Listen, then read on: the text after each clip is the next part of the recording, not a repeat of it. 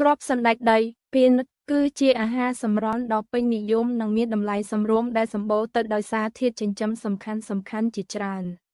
ប៉ុន្តែទន្ទឹមនឹងអត្ថប្រយោជន៍ដ៏អស្ចារ្យវាក៏មានគុណវិបត្តិមួយចំនួនដែលយើងត្រូវដឹងផងដែរ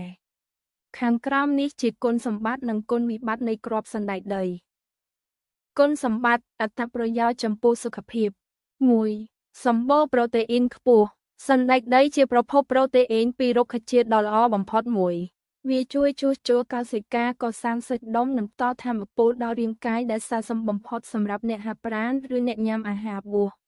2. ជំនួយសុខភាពបេះដូងទោះបីជាសណ្តែកដីមានជាតិខ្លាញ់ច្រើនប៉ុន្តែវាជាជាតិខ្លាញ់ល្អ Monounsaturated និង Polyunsaturated fat ដែលជួយកាត់បន្ថយកម្រិតកូលេស្តេរ៉ុលអាក្រក់ LDL នៅក្នុងឈាមនិងកាត់បន្ថយហានិភ័យនៃជំងឺបេះដូងនិងដាច់សរសៃឈាមខួរក្បាល 3. ជួយសម្រកទម្ងន់និងគ្រប់គ្រងជាតិស្ករសម្រកទម្ងន់ការញ៉ាំសណ្តែកដីក្នុងបរិមាណសមល្មមធ្វើឲ្យឆាប់ឆ្អែតនិងឆ្អែតបានយូរដោយសារវាសម្បូរជាតិសរសៃ fiber និងប្រូតេអ៊ីនគ្រប់គ្រងជាតិស្ករវាមានសន្ទុះជាតិស្ករទាប low glycemic index ដែលជួយឲ្យកម្រិតជាតិស្ករក្នុងឈាមឡើងថេរល្អមិនឡើងគំហុកដែលល្អសម្រាប់អ្នកមានជំងឺទឹកនោមផ្អែម 4. ជំនួយខួរក្បាលនិងការចងចាំ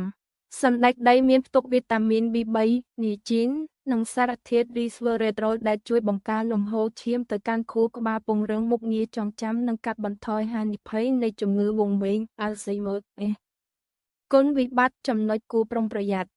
1. ងាយបង្កអាឡែស៊ីធ្ងន់ធ្ងរ Peanut allergy សណ្តែកដីគឺជាអាហារមួយក្នុងចំណោមអាហារដែលបង្កអាឡែស៊ីញឹកញាប់បំផុតសម្រាប់អ្នកដែលមានប្រតិកម្មគ្រាន់តែញ៉ាំបន្តិចបន្តួចអាចបណ្ដាលឲ្យមានអាការដកដង្ហើមមិនរួចហើមមុខស្បែកឡើងកន្ទួលរមាស់ឬគ្រោះថ្នាក់ដល់ជីវិតបើមិនសង្គ្រោះទាន់ពេល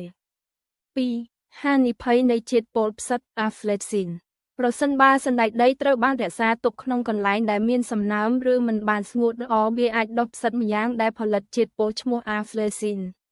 ជាតិពុលនេះអាចបង្កគ្រោះថ្នាក់ដល់ថ្លើមនិងបង្កជាជំងឺមហារីកថ្លើមបានប្រសិនបើស្រូបចូលក្នុងរាងកាយរយៈពេលយូរគន្លឹះគួរជៀសវាងការញ៉ាំសណ្តែកដីដែលមានធុំក្លិនផ្អួបផ្សិតឬមានពណ៌ប្រែប្រួល 3. ផ្ទុកកាឡូរីខ្ពស់អាចធ្វើឲ្យធាត់ដោយសារវាសម្បូរទៅដោយជាតិខ្លាញ់សណ្តែកដីមានកាឡូរីខ្ពស់ណាស់ការញ៉ាំវាយកមកធ្វើជាអាហារសម្រន់ទំពាលេងច្រើនហួសប្រមាណដោយមិនដឹងខ្លួនអាចធ្វើឲ្យឡើងទម្ងន់យ៉ាងលឿន 4. សម្បូរជាតិសូដ្យូមករណីសណ្តែកដីលីងអំបិលសណ្តែកដីដែលកែច្នៃលក់នៅលើទីផ្សារភាគច្រើនត្រូវបានលីងជាមួយអំបិលច្រើនការញ៉ាំជាតិប្រៃសូដ្យ